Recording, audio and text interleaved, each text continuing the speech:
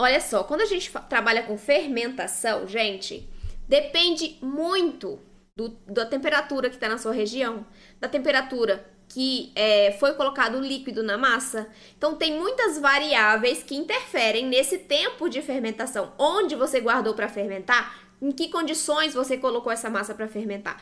Então, depende demais, tá? Ali no do pão francês, eu não recordo o tempo que eu deixei descansando a massa na receita. Acho que foram uns 15, 20 minutos no máximo, tá? Mas isso é para minha realidade. Esse tempo para vocês é para servir de parâmetro. Ah, eu não tenho ideia do tempo que eu deixo o pão crescer. Então, eu te dou um parâmetro de 15, 20 minutos, né? Mais ou menos isso eu acho. É um parâmetro para você ter ali, né, como base. Não significa que na sua casa, com as suas condições, o seu pão vá crescer em 20 minutos ou que ele vá precisar de 20 minutos para crescer o suficiente para ser levado para assar, tá? Então, é muito importante o quê? Observar. Você precisa observar se o seu pão ainda cresceu, mas ainda está com a massa lisinha, né? Se ele já começou a soltar umas bolinhas de ar, assim, uns furinhos.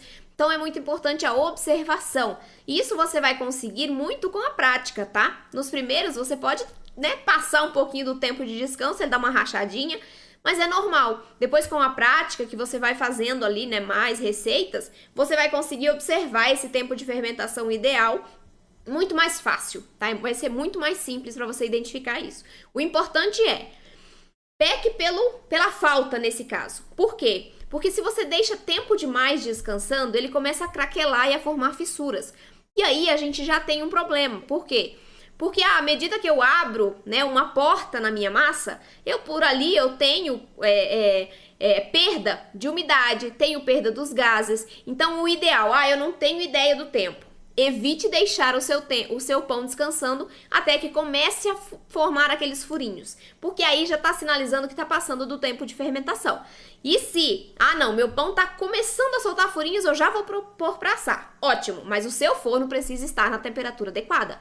Por quê? Principalmente o pão francês. O pão francês, ele tem uns detalhes que a gente tem que observar muito por causa disso, porque ele precisa da temperatura correta e da umidade correta. Então, são algumas variáveis que nós precisamos observar, que se a gente passa do tempo de fermentação, já não vai dar um pão francês perfeito. Se a nossa temperatura do forno estiver baixa, o nosso pão francês também não vai ficar perfeito. Por quê? Tá, vamos lá. Meu pão tá crescendo, começou a formar bolinhas e eu vou colocar para assar. Só que o meu forno está a 180 graus. Se eu coloco o meu pão francês para assar em um forno de 180 graus, ele não vai ter o salto de forno adequado e não vai formar a casquinha crocante fina e dourada por fora. Porque se o meu forno tá frio, quanto mais tempo o meu pão está lá dentro, mais grossa fica a casca, mais dura fica essa casca. Por quê? Porque eu tenho evaporação de líquido na superfície da massa. E quanto mais tempo eu tenho contato ali sem haver aquele salto de forno, mais grossa vai ficar a minha casca do pão, tá? Então, é muito importante observar o tempo e a temperatura quando você estiver fazendo o pão francês.